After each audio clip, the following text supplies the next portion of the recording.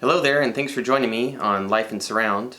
Today it is my pleasure to review for you two brand new surround releases from King Crimson. We have the Reconstruction of Light and Power to Believe. Now, these albums were originally released in 2000 and 2003 respectively, but they've only just now come out in surround. One very cool thing about that is we now have complete the King Crimson studio discography in surround. You can either pick up the Reconstruction of Light and the Power to Believe 40th anniversary CD DVD sets individually, or you can pick up the big box, King Crimson Heaven and Earth box. It contains everything that I'm about to show you, and then some. A considerable amount of material, both in stereo and surround. For this period of King Crimson, though I like it a lot, I don't necessarily have a burning passion for it, so the standalones work for me. And I'm incredibly grateful that King Crimson, throughout their studio discography, has elected to release these albums individually along with the big boxes. They have a big box for every era, but they're not forcing you to buy any. So let's take a look at my King Crimson CD DVD audio collection real quick. In addition to all these, you see Scarcity of Miracles there at the end. I also have a Travis Fripp album, but I'm not sure if that's considered a project or not, so I didn't include it here. You're wondering where Thrack is at? Well, it's over here. Thrack is the one era of King Crimson for which I've chosen to get the big box so far. I might dive in and get the Road to Red sometime, but I'm not sure. And a 50th anniversary box set of In the Court is coming out soon. I'm hoping that they'll stick with releasing the 5.1 mix as a standalone, because Steven Wilson has gone back and redone his work from around 10 years ago. And I'm very eager to hear that remix of In the Court, but I'd prefer to pay a standalone price for it. So, the Construction of Light, Power to Believe. Now we have the Reconstruction of Light, because Pat Mastelotto graciously chose to re-record his drums, taking them from entirely Roland V drums to a blend of acoustic drums and electronic drums. I A-B'd a couple of songs from the high-resolution stereo to the high-resolution surround mix. I played the original stereo mix, and I agree the drums sound way better, brings a lot of life to these songs. So kudos to you, Pat, and King Crimson for being willing to go to such a great length as re-recording the entire drums for an entire album. That's pretty cool. I wish other bands would do that. Any band that got caught up in the electronic, like Simmons drum sound in the 80s. I could think of a number of albums that would sound a lot better with acoustic drums. I'm looking at you, Power Windows by Rush. So, this era of the band covers what Fripp calls a double duo. It's Robert Fripp, Adrian Belew, Trey Gunn, and Pat Mastelotto. I'm not sure exactly who the two members of the double duos are, but those are the four guys. Interestingly, these two CD DVD sets were released as a bundle on Burning Shed, and I had originally jumped in and bought both of these separately from deep discount. It was the best price that I could find when I heard about the pre-order. And I put up an inquiry on my Facebook page, on the Life in Surround Facebook page, just saying, hey, I'm excited, I've pre-ordered these two albums, best deal that I can find is deep discount, what about any of you? And some surround buddies on the page quickly chimed in saying that there was a bundle on Burning Shed. In the recent past, Burning Shed really hasn't been the most cost-effective option for stuff I've been interested in. But I went and took a look, and sure enough, the bundle was considerably cheaper than anything else I could see at the time, even if you chose an upgraded shipping. So I went with Burning Shed, They got me the albums within a few days, and so I've already been able to hear them quite a number of times. So, I'm really grateful for this surround community. Quadrophonic.com I talk about a lot. The Life in Surround Facebook page brings a lot of enrichment to my life, and hopefully to the other people on it. One thing that we do is we share our ideas, we share our enthusiasm, our criticisms, and we also help each other find the titles that we're interested in at the best prices. So I think that's a very valuable part of this surround community. So thank you to those of you on the Life in Surround Facebook page. I'm not sure whether that bundle is still available from Burning Shed, but I heard that it's not. I hope that you'll be able to find either the individual CD DVD sets or the big box at a price that you can appreciate, because I want you to join in the fun with me. I want to hear what you think about these albums in surround. Good or bad, ecstatic, disappointed, whatever your opinion is. Looking forward to sharing this experience with you. So let's talk about the music. I'm probably pretty weird in terms of King Crimson fans. I would say that my favorite album is Discipline, and after that, Red and Thrack. So I'm somewhere right in that pocket. To me, I really like these two albums because they remind me a lot of Thrack with some heavy homage to Discipline, particularly those interlocking arpeggio guitars, and I really like the way that they've been mixed here. There's just enough separation to articulate them, but they're blent just enough to really get that interlocking feel going.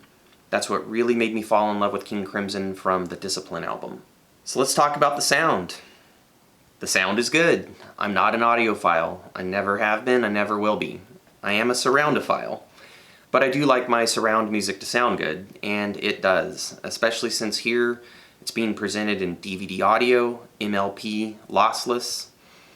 It's 48K, 24-bit, so it's high resolution, lossless surround. That's all I'm asking for. Alright then, let's get down to it and talk about the mixes. Here we see the basic mix template for the Reconstruction of Light album. You've got your drums favoring the front but wrapping around you. You've got your war bass heavily favoring the front. You've got your lead vocal ever so slightly favoring the front but really brought out into the room. You've got Adrian Belew over on your left, and you've got Robert Fripp over on your right. That is where this mix is set most of the time, in my opinion, to my ears. If I understand things correctly, Adrian Belew plays more of a conventional guitar style, and Robert Fripp provides more of the soundscapey type moments. So that's why I've arrived at this understanding of the mix. Now for the song, The Construction of Light, we have a super cool departure from this template. You get the harmony sort of fugued vocals panned around the room. I cannot underscore enough how cool this effect is. When you get a voice in the rear left, a voice in the center, a voice in the rear right, back to the rear left, back to the center, back to the rear right. But it's not even quite that simple, because that's just where the voices tend to get showcased and your direction drawn to. There are voices coming out of all directions, but it just feels like they're going around you sort of in a triangle. It's super cool. You just have to hear this. Alright, so then let's move on to the Power to Believe album. And I chose to focus in on Eyes Wide Open because it's a vocal piece, and I wanted to be able to compare it to a vocal piece from Reconstruction of Light. Here we see Singleton diverging from the previous template a little bit, in the sense that I think there are more Adrian Belew overdubs on this album, and so I'm detecting a few Adrian Belew discrete placements in the mix with Robert Fripp down here on the right. I could be wrong, but this is just the way that it sounds to me when I sit and listen. It could be that at times Robert Fripp has a remarkably similar style to Belew. I just don't know. but this is the way I hear it. So again, drums favoring the front but wrapping around, tray gun heavily favoring the front, main vocal center of the room, and then you've got bellew in the back left, bellew in the front left, bellew in the front right, frip in the back right. But that's not where the mix gets left on this album. Sometimes you have drums and bass up front, with Adrian Bellew doing 2 different overdubs in the rear left and rear right, and Fripp holding down the phantom center behind you. At least that's the way it sounds to me. And here again we'd be back to the main template that I hear throughout most of these 2 albums. Bellew on the left, Fripp on the right, bass down the middle, lead vocal down the middle, drums holding down the front but wrapping around. I have to say that having sat through these 2 albums in surround, that nothing stood out to me as awkward or poorly done or just some kind of odd mixing choice. This is my first experience with David Singleton, so I want to give you kudos, good sir. In my opinion, you have done a fantastic job. These are 2 very enjoyable albums for me, particularly because they evoke a lot of thrack and discipline. So it's really sitting in my wheelhouse.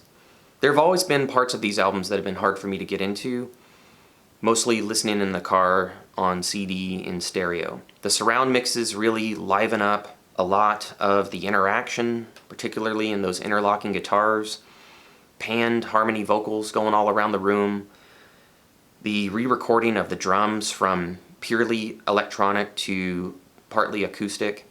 A lot of really great choices have elevated these 2 albums to sound superior to any format that they've ever been in before. Now finally, let's talk about value.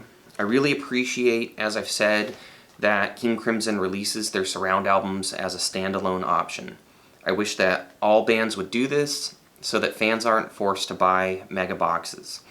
King Crimson apparently is not suffering in the sales of their mega boxes, so I'm not sure what the other record companies are worried about. Make the fans happy, and they'll spend money.